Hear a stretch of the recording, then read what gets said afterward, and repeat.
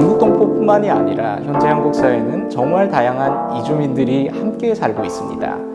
이주라는 것은 쉽게 말하면 경계를 넘는다는 일인데요. 저는 이것을 한자 표현인 월경이라고 말하기 좋아합니다. 월경이란 표현을 썼을 때 여러분들은 아마 당연히 그 여성들이 주기적으로 겪는 생리 현상을 생각하게 될 건데요. 제가 이 월경이란 어려운 표현을 고집하는 이유는 경계를 넘는 일, 월경을 하는 일이 21세기에 있어서 모든 사람들이 주기적으로, 정기적으로 겪게 되는 그러한 화제 이슈라는 겁니다. 반갑습니다. 박동찬이라고 합니다. 저는 현재 한국에서 대학에서 공부하고 있는 유학생입니다.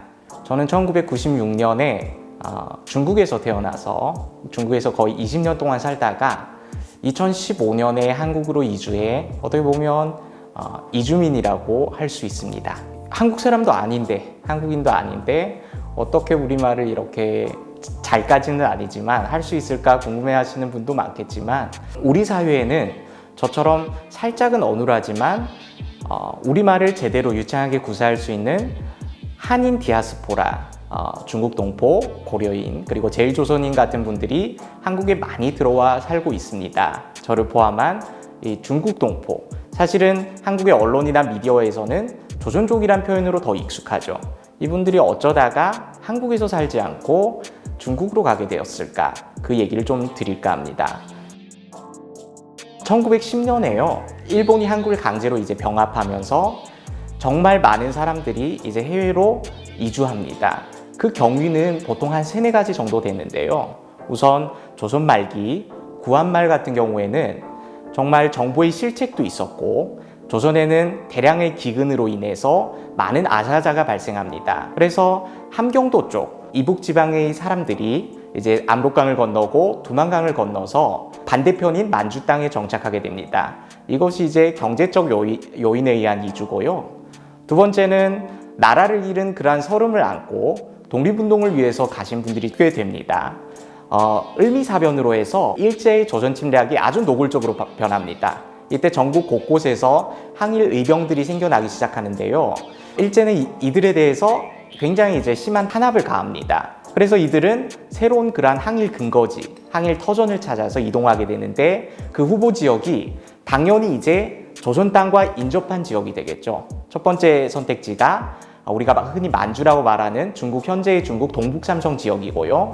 그리고 또 이북과 접경하고 있는 연해주, 대표적인 도시가 블라디보스톡이나 하산, 하바롭스크 같은 지역들이 있죠. 이쪽으로 이동을 하게 됩니다. 우리가 잘 알고 있는 도시락 폭탄을 투척한 윤봉길 의사 같은 분들이 이제 또 중국으로 망명 이주를 가게 되죠. 세 번째 배경은요, 일본이 조선을 넘어서 중국에 대한 그러한 침략 야욕을 노골적으로 보이게 됩니다. 그래서 지금의 동북 삼성이라는 곳을 이제 강제로 침략하고 거기에 만주국이라는 괴뢰 정부를 세웁니다.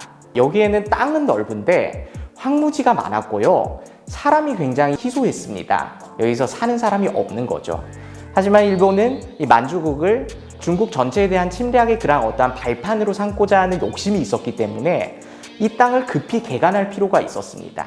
개간하면 당연히 농민들이 필요하겠죠. 그러다 보니 조선인 중에서 온갖 유혹과 설득으로 그리고 심지어 강제징용이라는 이러한 방법을 동원해서 수십만에 달하는 조선인들을 만주로 이주시킵니다. 이러한 여러 가지 경위가 겹치다 보니 이렇게 정말 많은 분들이 중국이나 연해주 쪽으로 가셨는데요. 김구 선생이 중국으로 귀국하기 전에 이러한 글을 한 편 씁니다. 3천만 동포에게 읍고함이라는 글인데요.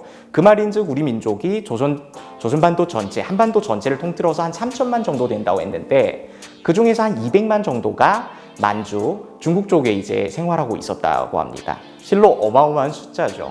이러한 사람들이 후예가 오늘날 우리가 알고 있는 조선족들입니다. 중국 동포들이죠. 그럼 어쩌다가 200만이라는 이렇게 거대한 많은 사람들이 중국 땅에 남게 되었는가 아마 궁금하실 겁니다. 사실은 한마디로 말씀드리자면 오고 싶어도 올 수 없는 그러한 상황이었죠. 1945년 이 조국이란 한국이 뜻밖의 갑작스럽게 광복을 맞으면서 만주에 살고 있던 조선인들도 굉장히 경황이 없었습니다. 사실 여기서는 강제로 수탈당하고 땅을 뺏기고 또 일제의 그런 폭정이나 고문에 시달리던 사람들이 갔지 않습니까? 그러다 보니까 한국에는 전혀 생활 기반이 없고 근거지가 없이 만주 땅에 논밭을 개간하고 황무지를 개간하고 초가집을 세우고 학교를 세웠다는 겁니다. 그래서 삶의 기반이 완전히 이제 만주로 이동됐다는 거죠. 그런 만큼 집도 땅도 가족도 모두 중국에 있는 입장에서 당장 그것을 버리고 또는 그것을 정리하고 처분하고 한국으로 재이주하기란 쉽지가 않았던 겁니다. 그리고 무엇보다 정근대까지만 해도요, 3, 40년대까지만 해도 우리가 요즘에 이제 해외로 나가고 외국으로 나갈 때 필요한 여권이나 비자 이런 것들이 없었던 겁니다. 그냥 압록강이랑 두만강이랑 아주 좁은 그러한 물줄기를 넘어가기만 하면 그게 이제 이주가 되는 그러한 환경이었습니다. 그래서 이분들이 생각했겠죠. 아, 올 때도 이렇게 쉬었는데 갈 때도 그렇게 돌아가면 내가 원할 때 그렇게 돌아가면 되겠구나 라고 굉장히 쉽게 생각했을 겁니다. 하지만 역사라는 것은 항상 그렇게 우리의 뜻대로 우리의 의지대로 움직이는 것은 아니지 않습니까? 1950년 우리 민족의 가장 큰 비극이라고 할 수 있는 6.25 전쟁, 한국전쟁이 발발합니다. 이때 남과 북이 이제 동족 상잔의 비극을 펼치게 되는데 중국이 나중에 북을 도와서 참전을 하게 됩니다. 그래서 어떻게 되는 거죠? 한국과 이 중국은 완전히 적대국이 됩니다. 수교를 안 했다는 거죠. 외교 관계를 맺지 않았다는 겁니다. 그 말인즉 중국에 있는 사람은 한국에 드나들 수 없었고 한국에 있는 사람도 중국을 찾을 수 없다는 겁니다. 그러다 보니까 이 중국에 남았던 조선족들도 한국에 어떠한 고향을 가지고 있고 친척을 가지고 있고 땅을 가지고 있었지만 본인이 오고 싶어 해도 올 수 없는 그러한 딜레마에 빠지게 됩니다. 그 귀환의 길이 끊어지고 중국으로 남게 되는데 중국 정부 입장에서는 이들에게 어떻게 체류할 수 있는 자격이라든지 그리고 중국 안에서 합법적으로 생활할 수 있는 그러한 조건을 제공해 줄 필요가 있었다는 거죠. 그러다 보니까 제만 조선인, 제중 조선인들은 조선족이라는 호칭을 정부에 의해서 1950년대에 부여받게 됩니다. 여러분들은 이산가족이란 게 단순히 남과 북에 존재할 거라고 생각하시겠지만 사실 이 이산가족은 해외와 남, 해외와 북에도 존재합니다. 그것은 20세기를 관통한 냉전체제라는 그러한 굉장히 어마어마한 괴물 때문에 사람들을 이념과 그러한 대립 속에 가둬뒀다는 거죠. 제가 한국에 와서 저뿐만이 아니라 굉장히 많이 듣고 있는 질문 중 하나가 이겁니다. 한국과 중국이 축구를 하면 어디를 응원할 것인가? 한국 사회는 오랫동안 단일민족이라든지 순혈민족이란 그러한 신화를 내재해 왔습니다. 그러다 보니까 국적과 정체성이 일치하지 않는 조선족들 같은 경우 이런 사람들을 대해본 그런 경험이 없다는 거죠. 그러니까 국적이 곧 정체성이란 프레임을 내재해 왔기 때문에 조선족도 결국 중국인, 우리가 아닌 타자로 받아들인다는 점입니다. 한국 사회는 조선족들에 대해서 그들의 충정심과 애국심, 한국 사회에 대한 애정을 늘 테스트하고 확인하려고 하지만 정작 그들이 이 중국 동포를 어떻게 받아들이고 어떻게 일상 속에서 그들을 대하고 있는지를 생각해 봤을 때는 굉장히 회의적이고 비판적으로 바라봐야 한다는 점입니다. 80만 정도의 중국 동포들은 한국에서 여러 가지 차별에 노출되어 있는데요. 여러분도 보셨을 겁니다. 청년경찰이란 영화가 수백만 명의 히트를 치고 흥행을 했었는데요. 사실 그 영화를 보는 중국 동포들의 입장은 다소 불편했습니다. 그 영화 속에서 다뤄지는 대림동이란 곳은 단순히 중국 동포들이 주말에 모여서 친척들과 친구들과 오붓하게 식사를 나누고 정감을 나누는 그런 공간이 아니라 그 식당 뒤편에는 여성들을 감금하고 거기서 난자를 강제로 추출하는 그런 굉장히 섬뜩한 범죄의 온상으로 표현됐다는 겁니다. 대림동에 살고 있는 지역 주민들과 또 이제 중국 동포들 그리고 변호사님들이 연대해서 이에 대해서 항의하고 고소가 이루어지지만 거기에 대한 이 청년경찰 감독의 답변은 아주 참 황당하기까지 했습니다. 영화를 그냥 영화로 봐달라는 그런 말씀뿐이었습니다.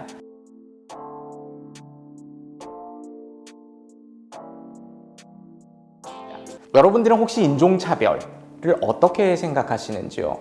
저는요, 각자가 다양한 결을 가지고 있고 각자가 한 가지로 환원될 수 없는 그런 정체성을 가지고 있음에도 불구하고 타자 집단을 일괄로 해서 규정해 버리는 것이 결국엔 인종차별의 특징이라고 생각합니다. 이러한 일상적 차별 외에도 사실 정책적 차별을 많이 받고 있습니다. 한국에서는 이 재외동포들을 다루기 위해서 1998년 김대중 정부 때 재외동포법이라는 것을 이제 만들게 됩니다. 하지만 이 재외동포법의 시작은 출발 시점부터 굉장히 위계화되고 서열화된 그러한 법이었습니다. 한국이 또 IMF 외환위기라는 굉장히 어마어마한 그런 시련에 시달리고 있었던 때입니다. 한국 정부는 외국 돈, 외국인들의 투자가 필요했던 겁니다. 그러기 위해서 재외동포법이 출범한 그러한 부분이 있고요. 돈이 많은 미국 출신 동포들이나 또 아니면 유럽 출신 동포들의 자금을 끌어오는 게 필요했겠죠. 그 사람들에게는 재외동포법을 통해서 비자를 부여하고 한국에 자유롭게 왕래할 수 있는 권리를 부여했는데 그에 반해 가난한 나라 출신 동포들 그리고 이른바 공산국가 출신 동포들인 CIS 고려인들이나 중국 동포들은 이 재외동포법에서 철저하게 배제됩니다. 이주민은 어떻게 보면 21세기를 먼저 살고 있는 사람들이고 이주라는 행위가 정말 앞으로는 너무 보편적으로 일어날 그러한 상황 속에서 미래를 먼저 살아가는 그러한 공동체입니다. 서울로 올라오는 것도 이주가 될 수 있고요. 또 해외로 유학을 간다거나 또 해외로 어학연수, 또 워킹홀리데이를 간다거나 이런 모든 것들이 이주 행위에 해당합니다. 그만큼 이주는 우리 삶 속에 친숙하게 들어와 있고 사실 우리 모두는 이주민의 DNA를 가지고 있는 이주민이란 사실을 인지하였으면 좋겠다는 생각입니다. 역사의 변화란 것은요, 새로운 대안적 세계를 꿈꾸는 무수한 시도를 하는 소수자들에 의해서 이루어졌다는 것입니다. 이주민은 어떻게 보면 우리의 미래를 견인하고 또 새로운 대안적 세계를, 대안적 담론을 창출하는 그런 소중한 자산이라는 겁니다. 오늘 정말 이 언택트 시대에 카메라를 보고 제가 주저리 얘기하고 있지만 여러분들과의 대화, 이 영상을 시청하는 여러분들과의 대화 자체가 저는 이 경계를 넘는 일이라고 생각합니다. 이렇게 허심탄회하게 얘기하고 이러한 삶의 궤적을 쫓아갈 때 우린 비로소 월경하는 삶을 시작한다고 저는 믿습니다.